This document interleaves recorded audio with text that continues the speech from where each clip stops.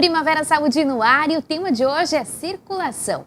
Vamos entender um pouquinho mais como funciona todo esse sistema. E quem vai nos contar um pouco mais sobre esse assunto é a doutora Ana Paula Martins Nazário. Doutora, seja muito bem-vinda à Primavera Saúde. Olá, Morgana, uma boa tarde a você e obrigada pelo convite e aos nossos telespectadores no que a gente vai discutir, né? Tem como a gente começar essa conversa já tentando definir exatamente o que é esse sistema circulatório? Então, assim, Morgana, como angiologista, né, eu sou médica angiologista, que é a médica clínica que cuida da circulação periférica.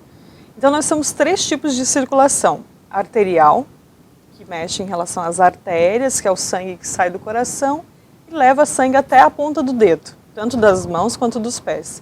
E a circulação venosa, que é a volta desse sangue, que traz através das veias. E existe a terceira circulação que o pessoal não relaciona tanto, que é a linfática, que muitas vezes o pessoal só vai percebê-la quando a gente tem edemas, que são os inchaços. Né? O pessoal geralmente fala, vou fazer uma drenagem linfática e tal, ou quando aparecem as ínguas, que tem a ver com a questão linfática. Então nós temos essas 3 circulações, e elas em conexões voltam o sangue de forma ideal para o coração e pulmão e inicia um novo ciclo. Então a gente trabalha com a circulação periférica. E o que seria a má circulação nesse caso, né, que é tão falada popularmente? Então, assim, a gente pode ter má circulação tanto na questão arterial, venosa ou linfática. Isso vai depender das doenças que o paciente possa apresentar, né? Geralmente a gente associa muito a hipertensão, que é a pressão alta, ou o diabetes, que é o açúcar no sangue elevado, que podem interferir a longo prazo nessa circulação. O grande risco de um paciente em relação à circulação é não haver um tratamento adequado, tanto do controle do açúcar quanto da pressão arterial, que a longo prazo vai somando isso de forma negativa e vai causando, às vezes, obstrução da circulação. E isso vai acarretando alguns distúrbios circulatórios, onde o paciente pode sentir pés gelados, mãos geladas. Existem distúrbios circulatórios em relação às carótidas, que são vasos importantes que a gente tem na região cervical, que vão nutrir o nosso cérebro de sangue, a gente precisa disso, de oxigênio, que podem, com o tempo, haver obstrução parcial ou total dessa questão dos vasos e causar um derrame, que a gente chama de AVC. Então, assim, dependendo de onde você vai ter acometimento ao longo do seu corpo, vai se manifestar um tipo de doença. Às vezes de forma muito aguda, muito rápido, que requer uma hospitalização, e às vezes de forma crônica, que você de repente vai descobrindo conforme vai surgindo os sintomas. Uma dor na perna ao caminhar, uma cãibra muito importante, começa a perder, para os homens principalmente, a ausência de pelos na perna. São detalhes que o médico clínico, que é o angiologista, ele tem que se ater. Então, para a gente, o detalhe realmente faz a diferença, principalmente na questão circulatória. Você já apontou alguns sintomas aí da má circulação, né? Mas tem mais alguns que dá para a gente acabar alertando quem está nos assistindo, doutora? Então, é importante a gente orientar, assim, que dependendo da faixa etária, algumas coisas são mais evidentes, né? A minha perna está inchando muito no final do dia e tal. Você tem varizes, você tem pessoas na família com varizes, se atente um pouco mais sobre esse inchaço no final do dia. Esse inchaço, você tem uma queimação, sensação de peso nas pernas ou cãibras noturnas, pode realmente ser uma dificuldade do sangue voltar pelas veias para fazer um novo ciclo da batida cardíaca. Então, são sinais importantes que a pessoa vai sentindo a longo prazo. Já na questão arterial, é importante assim, começou a ter formigamentos, eu caminhava 1 quadra, 2, e hoje em dia eu tenho que parar, descansar para continuar a caminhada. Então é um alerta importante de doenças que afetam a questão arterial. Daí você pergunta, mas isso é muito comum em que pessoas? Tabagistas, fundamental observar isso, pessoas onde o colesterol é muito elevado, por isso que o check-up é importante, né? Não é uma questão de rotina, mas é uma questão de prevenção também. E a questão do diabetes, uma hipertensão, doenças associadas em relação a essa questão do tabagismo, a idade. Quanto mais o tempo vai passando, os vasos vão perdendo a sua força. Isso prejudica a circulação também. A questão da pílula anticoncepcional também pode ser um fator prejudicial nesse caso, doutor? Então, assim, O anticoncepcional, dependendo da dosagem do hormônio, ela tem esse lado prejudicial, sim. Na verdade, o anticoncepcional, a gente sempre fala que ele não é um dos fatores que vão desencadear uma variz ou uma trombose, mas é aquela ajudinha para quem já está no precipício ali, terminar de concluir, né? Então, assim, doses altas de hormônio vai prejudicar qualquer pessoa, seja você que tenha uma tendência ou não, vai prejudicar. Mas se você é uma pessoa que tem uma tendência a ter uma trombose, porque na família já houve um caso de trombose, ou até você mesmo, a tendência a ter uma trombose pior e evoluir com embolia pulmonar é muito maior. Porque o que acontece é a trombose venosa, quando entope os vasos da perna em relação às veias, o risco maior não é a trombose da perna. Sim. É soltar esse fragmento, esse trombo, e isso ir para o pulmão e virar a embolia pulmonar. Então, a complicação disso é a embolia pulmonar. E a pessoa, como é que eu vou saber se eu tenho uma embolia ou não? Trombose dá em todo mundo, assim, incha a perna, dói em todo mundo? Não.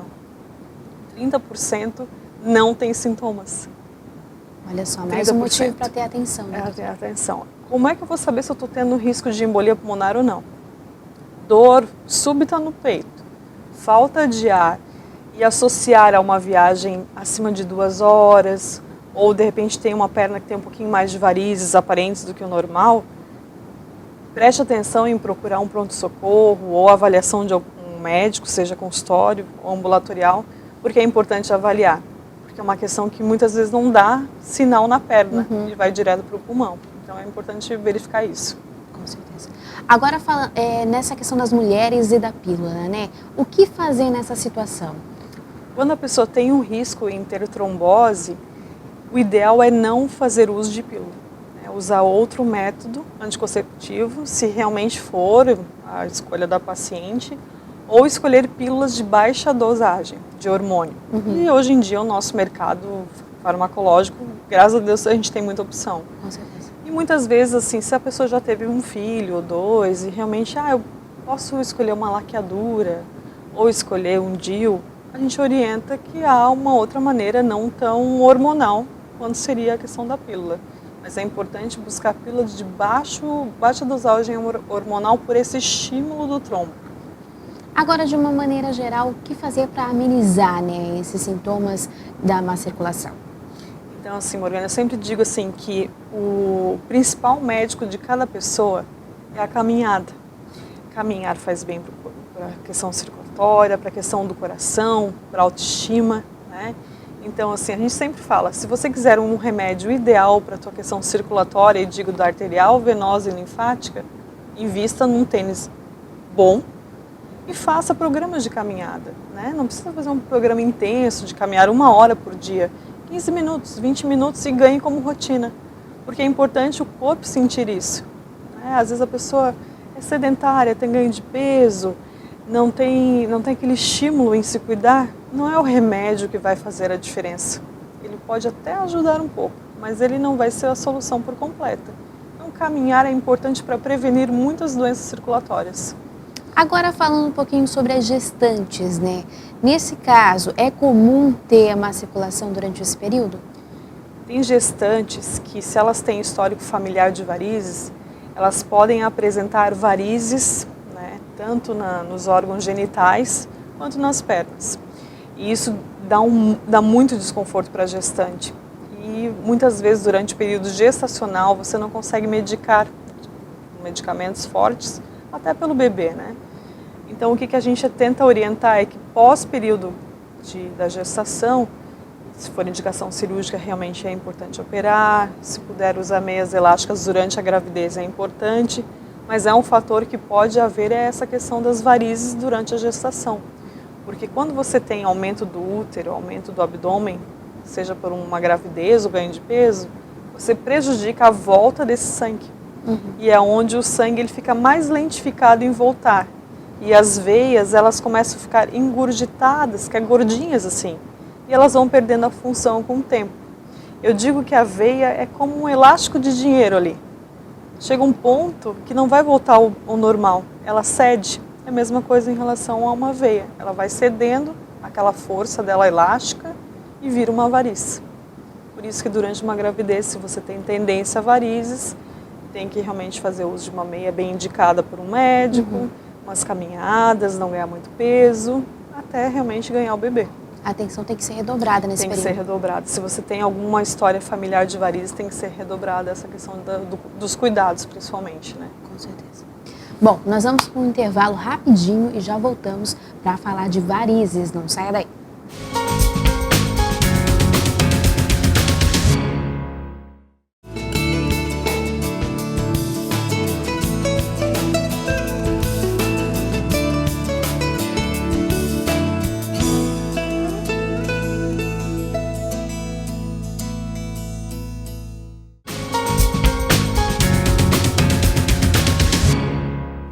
Estamos de volta e você pode participar com a gente através do telefone 3442-2012 ou ainda através de mensagem no WhatsApp no número 8505-6342.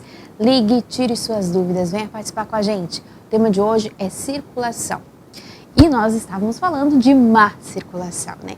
Nesse ponto, doutora, falando em má circulação, quando a gente vai para a internet para procurar a questão de tratamentos, e a gente já vai falar de tratamento também, mas antes queria abordar esse assunto que me chamou muito a atenção, que acaba aparecendo diversos métodos de tratamentos caseiros, né? É um assunto que eu acho que é muito importante a gente debater, né? Morgana, assim, que a gente sempre se preocupa não só como profissional da área da saúde, né?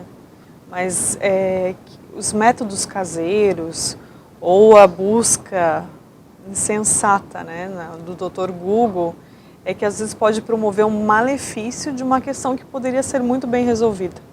Então, assim, fórmulas muito milagrosas, ou ervas, ou mistura de substâncias que a gente desconhece, ou não tem uma comprovação científica, além de poder levar o paciente a uma alergia ou um choque anafilático, pode ser alérgico a essas substâncias, né? Há um risco maior de fazer complicações daquilo que teoricamente estava tranquilo. Então é importante realmente procurar um profissional de saúde, ficar mais atento a algumas recomendações que a gente encontra na internet, porque a internet tem o seu lado bom, mas também tem um lado ruim, que é a automedicação, tentando procurar alguma coisa solucionar um problema assim de uma forma muito rápida. A gente sempre alerta em relação a tratamentos assim que são propostos por pessoas que não são da área da saúde ou não médicos, que baixo custo e eficácia 100%, né? Essas coisas são muito complicadas para o pessoal que está em casa. É importante perceber que nem tudo é assim uma melhora muito rápida, né? Cada pessoa reage de um jeito e é importante verificar o que a pessoa tem de doença comprovada, né? Para não ter pior ainda mais do que já está estabelecido.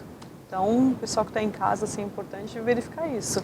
E é exatamente essa questão, né, doutora? Esses tratamentos milagrosos que prometem o resultado muito rápido é o que deve ser mais se atentar mesmo, né? Ficar em alerta sempre em relação a essas propostas, como tudo, né? Eu digo assim que esses tratamentos muito rápidos, eficazes, é o famoso bilhete premiado. É verdade. Então, mais ou menos uma comparação do que a gente pode vivenciar e não cair em armadilhas, que isso, a nossa saúde realmente não tem preço. É verdade. Agora, doutora, falando em tratamento, quais são os tratamentos disponíveis para má circulação? Então, assim, Morgana, a gente tem alguns tratamentos específicos, né? Não sei se a gente, de repente, fala mais focado em varizes para tratamento, mas, assim, uma questão importante de tratamento de varizes, que é uma coisa que toda mulher se preocupa, né? Existem alguns tratamentos clínicos com remédios que melhoram a força dessa veia para ela não perder essa volta do sangue de uma forma natural, que tudo envelhece e uma veia também pode envelhecer. Então a gente chama isso de venotônicos, que são remédios que fortalecem o tônus da veia, a força dessa veia. Não de forma milagrosa, mas alivia dor, cãibra, cansaço, tem alívio disso. Existem as meias elásticas, todo mundo já escutou até da época da avó ou da bisa, que tem uma marca bem conhecidinha. Todo mundo vai na farmácia e compra. Aí que mora o perigo. Porque uma meia elástica, para uma pessoa que tem uma má circulação nas artérias, que é o sangue que sai do coração e vai para o pé ou para os braços, uma meia elástica vai piorar ainda mais essa circulação. E se a pessoa é diabética ou tem colesterol alto, pode realmente gerar uma trombose com risco de perda de membro, amputação, que é o medo de qualquer pessoa. Então não é qualquer um que pode usar meia elástica. Comprar uma meia elástica sem orientação médica vai de novo naquilo que a gente falou, pode causar um malefício e percebe que não tem uma melhora, estou usando, mas não me melhora, mas era indicado para você? A meia elástica ela tem várias graduações de força. Aquela realmente é para você? Não está muito apertada, não está muito frouxa? Então a meia elástica é outro tratamento. Temos em relação à questão de escleroterapia, que é secar os vasinhos, né, que todo mundo conhece, quero secar os vasinhos que estão me incomodando e tal. Que são feitas sessões, né, como clarear um dente que você tem que ir aos poucos, né, não é nada tão milagroso. E temos a cirurgia, que é uma questão bem tradicional. Hoje em dia nós temos 2 tipos de cirurgia. É a tradicional, que é retirada da safena, e a outra é feita com laser, é o endolaser. Você passa o laser por dentro do trajeto da safena doente e você consegue queimar ela por dentro. Então há uma recuperação importante, bem mais rápida e tal, e é um tipo de tratamento para varizes também. Uhum. E existe um momento certo que a gente pode acabar passando para os nossos telespectadores sobre essa questão realmente do momento de procurar o médico, doutora?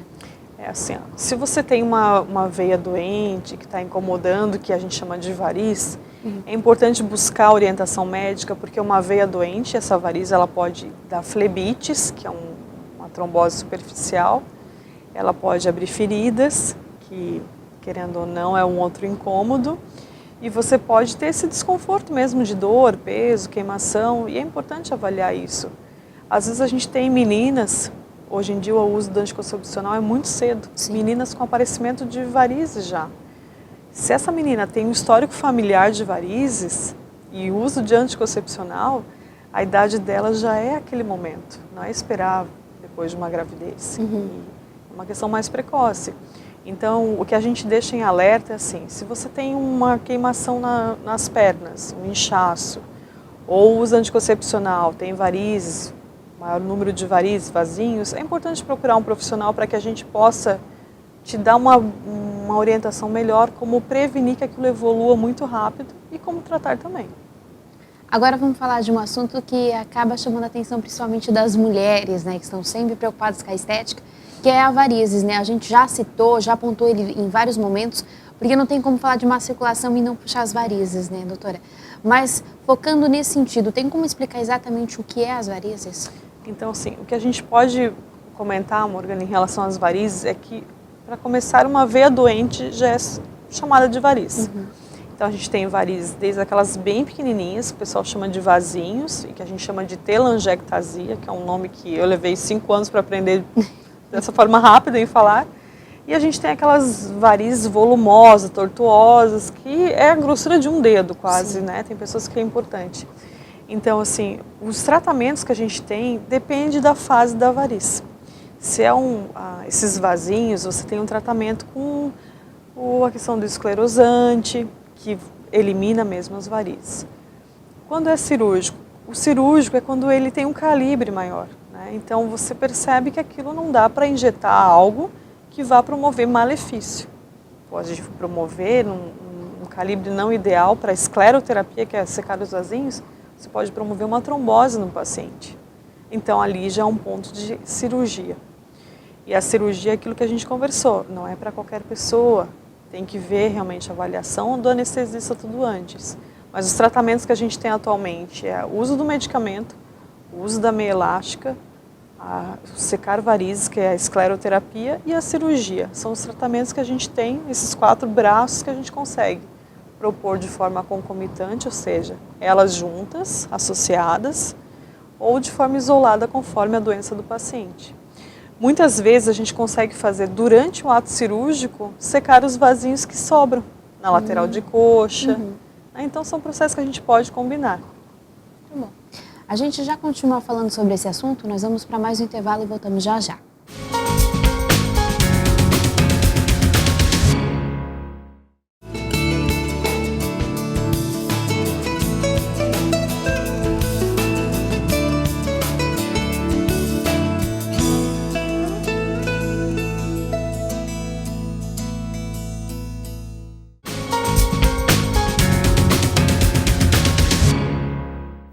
Estamos de volta e você pode e deve participar com a gente através do telefone 3442-2012 ou ainda através de mensagem no WhatsApp no número 8505-6342. O tema de hoje é circulação.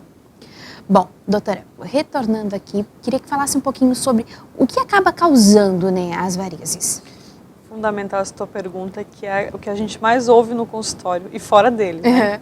Então, na verdade, a gente tem alguns fatores que podem predisponer ou pode dar chance da pessoa ter varizes. Sim. Um deles é o hereditário. Então, assim, tem pessoas que têm a sorte dos olhos verdes, mas também tem a não tão sorte das varizes. Então, essa questão hereditária é bem importante. Outra questão é o sexo feminino, né? Nós mulheres somos tudo muito mais do que os homens. Então, varizes nas mulheres é mais frequente. E daí a pessoa pergunta, tá, mas por que em mulher é mais frequente? Porque nós somos ciclos hormonais, a gente depende de hormônios e esses hormônios, assim como o anticoncepcional, influenciam no que a gente chama de dilatação de uma veia. Então, por isso que durante o período pré-menstrual a gente fica com, às vezes, dores nas pernas, dores nos peitos, porque as veinhas elas incham um pouquinho mais. Então, um dos fatores seria a questão do sexo feminino. Outra, ganho de peso. Assim como uma gravidez, o ganho de peso vai aumentar o abdômen e o retorno do sangue, essa volta do sangue, encontra uma barreira. Então, o surgimento de varizes pode ser em decorrência disso. Outra questão que você já me perguntou, a gente falou bem, foi o anticoncepcional. E a outra questão é o sedentarismo. Então, realmente, caminhar, praticar atividade física é importante para, não digo combater varizes, mas prevenir a evolução rápida de quem já tem algum risco maior. E uma questão que é importante eu deixar bem claro, que muitos me perguntam, salto alto não dá varizes. Então, não dá varizes. Rasteirinhas, sim. Sério? Porque assim, quando você está com uma rasteirinha, a tua tendência é não contrair panturrilha. E a nossa panturrilha, a batatinha ali da perna, a gente chama de coração periférico. Cada vez que a gente caminha, que faz aquele movimento de espremer a ponta do pé e chegar no calcanhar, você manda o sangue para cima.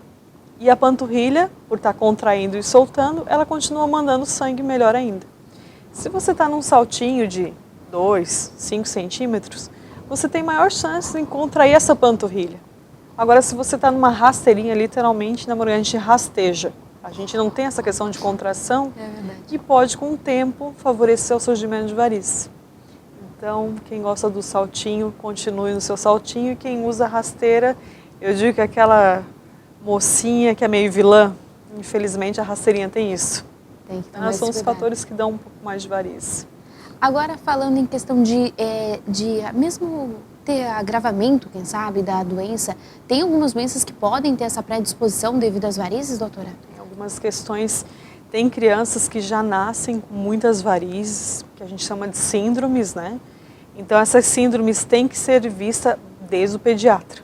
Tá? Então, às vezes chega pra gente porque o pediatra indicou, ou de repente um dermatologista indicou, porque às vezes a pessoa aparece com aquela mancha de vinho. Ah, olha, tem manchinha, porque a mãe sentiu vontade de comer morango, uva na gestação, acabou. Essa manchinha, às vezes, nem sempre ela é só uma manchinha. Ela pode ser um sinal de que a pessoa tenha uma formação vascular. Então, é um dos sinais que a gente sempre orienta. Então, são algumas doenças que podem estar embutidas com varizes. Seriam também as hemorroidas, só que são varizes na região perianal e anal. E em relação a varizes pélvicas, tem mulheres que têm dores abdominais no período pré-menstrual, porque tem varizes próximo ao útero. Só que quem trata é o ginecologista que trata essas varizes, mas é importante a gente alertar, porque varizes pode dar em qualquer parte do nosso corpo também. Sim, e às vezes fica tão preocupado e focado apenas na perna. Só na perna, achando que é só perna.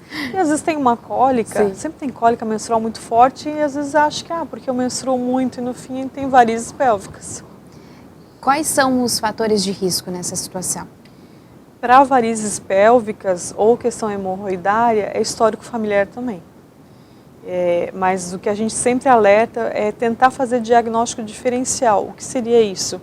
Cólica muito frequente, é importante fazer ultrassom, para avaliar melhor. Às vezes a pessoa não consegue só no exame físico palpar o paciente, examinar o paciente, ter essas clarezas. É importante exames complementares.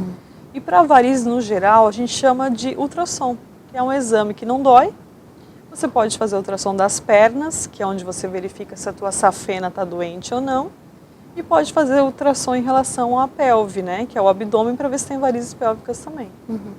Além dessas questões, doutora, tem como identificar os sintomas mesmo das varizes, além de ver mesmo? Tem algum sinal? Então, às vezes a pessoa pode ter coceira nas pernas.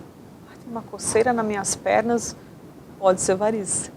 Porque quando o sangue ele não passa tão de forma eficiente nessa volta dele, ele elimina aquelas sujeirinhas. E essa sujeirinha pode irritar a pele e dar uma coceira. Outra questão que é bem importante é uma coloração castanha da perna. A pessoa começa a ficar com a perna manchadinha, como se tivesse bronzeado só uma parte ali do tornozelo. Isso também é uma forma de presença de varizes, que a gente chama de dermatite ocre. Ocre porque lembra esse acastanhado. Cansaço, cãibras, inchaço, né, que é o edema. Então são questões que a pessoa é importante ficar alerta nessas questões. Cirurgias, vamos entrar um pouquinho nesse tema? Você já deu algumas pinceladas em cima desses tratamentos, doutora, mas como é que é feito o procedimento quando a gente fala em cirurgias para as varizes, né? Então o que acontece? Importantíssimo fazer o pré-operatório e nele é incluso se você tem uma cicatrização, uma coagulação adequada, né, isso a gente pede exame de sangue para ver se está com plaquetas, tudo normal. O ultrassom para definir realmente se você tem uma veia, que é a safena doente, se há necessidade de tirá-la, porque a safena doente ela não tem uso na questão cardíaca, então tem que tirar. E avaliação cardíaca, avaliação em relação ao tórax, um raio-x, isso é o pré-operatório. E daí o paciente vai ser submetido a uma cirurgia vascular. Indicação de laser ou não depende de alguns fatores da própria safena do paciente, se realmente tem indicação ou não. Então o laser não é para qualquer pessoa. Então, quero fazer laser, mas o teu tipo de variz não vai te beneficiar com o laser, tem que ser cirurgia tradicional. Então essa questão é importante orientar, porque o Dr. Google te orienta muitas questões. Laser, todo mundo, laser é tão bom. Só que algumas pessoas a gente não indica, porque não vai ter benefício, pode ter um malefício, que pode criar uma trombose. Você não queima a variz por completo, vai sobrar resto de variz ali com sangue e pode fazer uma trombose. Então é importante orientar isso para o paciente. Primavera Saúde está chegando na reta final, doutora. Eu queria, antes de a gente finalizar, falar um pouquinho sobre a prevenção. Como que a gente pode fazer para prevenir, então? Então, assim, reforçando novamente que a gente deve realmente fazer uma caminhada. É importante, assim, fazer aquela questão de trabalhar com exame, com atividade física, fortalecimento de panturrilha. Se a gente pensa assim, vamos cuidar das pernas, vamos trabalhar bem a panturrilha, fazendo uma atividade física. A academia pode ser importante? Pode, ela não dá varizes. Subir uma escadinha de vez em quando é importante. Sapatos adequados é importantíssimo. E evitar usar hormônios com alta taxa, que seria uma pílula anticoncepcional muito, muito forte. Então, são algumas questões que a gente pode orientar, porque o hereditário não tem como. Muito obrigada pela sua participação. Eu deixo esse espaço aberto para fazer suas considerações finais. Então, eu gostaria de agradecer a oportunidade, né, Morgana, estar com vocês, os telespectadores que já te acompanham, né, que eu já venho acompanhando a tua situação. Agradecer pela oportunidade de poder explanar, falar um pouquinho mais de varizes, que é algo que acomete muitas mulheres em todo o Brasil e alguns homens também.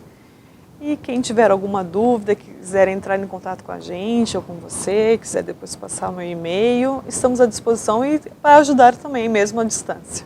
Tá certo. Obrigada. Muito obrigada, doutora. Obrigada. Vamos para o nosso momento de reflexão?